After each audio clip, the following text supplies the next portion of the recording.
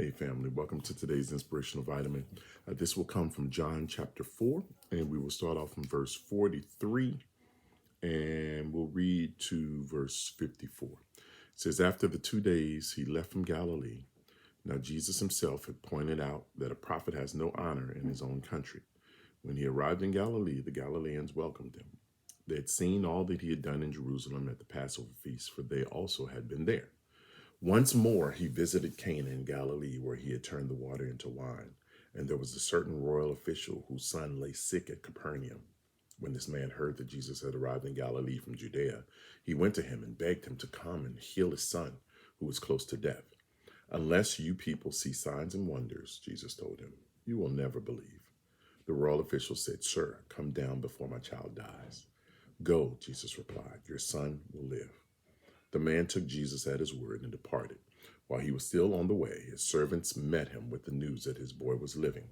When he inquired as to the time when his son got better, they said to him, yesterday at 1 PM, the fever left him.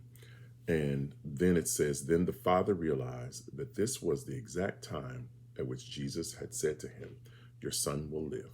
So he and his whole household believed. This was the second sign Jesus performed after coming from Judea to Galilee. And this week I've started studying the miracles of Jesus, and I just feel like it encourages me that God is not done doing miracles. It's not something that he used to do back in the day, back in the days of Jesus or back in the days of BC. But he is still doing miracles and able to do miracles today. So I wanted to start studying this out to see miracles happen in my life and in the life of my family and those around me. And so as I was reading this, I thought, man, this is pretty amazing with this guy, this particular miracle, because you notice the guy comes to Jesus. Let's start off in the last verse. It says in 54, this was the second sign Jesus performed after coming from Judea to Galilee. This amazes me because this is the second miracle, as far as public miracle, that Jesus did, from my understanding. The first being changing water to wine. But with this guy, if you really read into what he's saying here, he has so much faith, right? And to me, when it comes to the changing water to wine, that's not like raising somebody from the dead or walking on water or something like that. No disrespect, but changing water to wine to me is like a magician trick or something like that, and so compared to all the other things that he did, but this thing, his son was near death, and he wanted Jesus to heal his son from just one thing that he saw Jesus do of changing water to wine, or that he heard.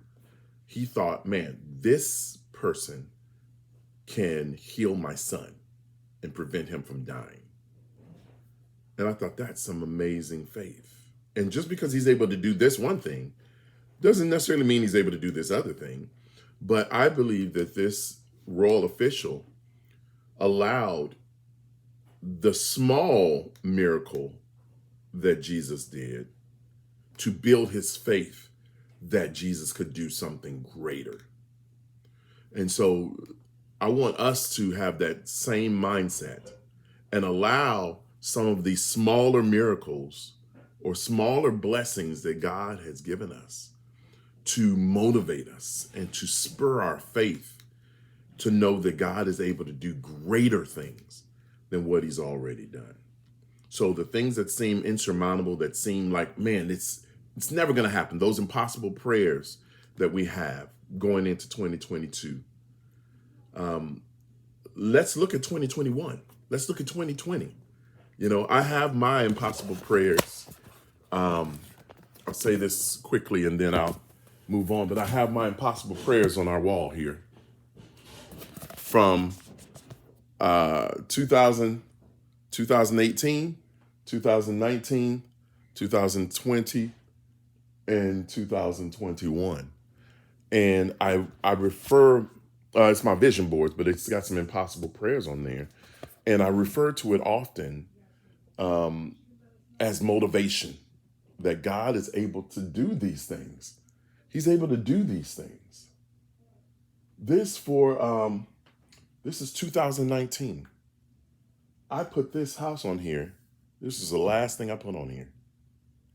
And don't you know, and it was impossible. I was like, this is never going to happen. And God gave it to us that same year, up here, 50 by 50, 50 pounds by 50.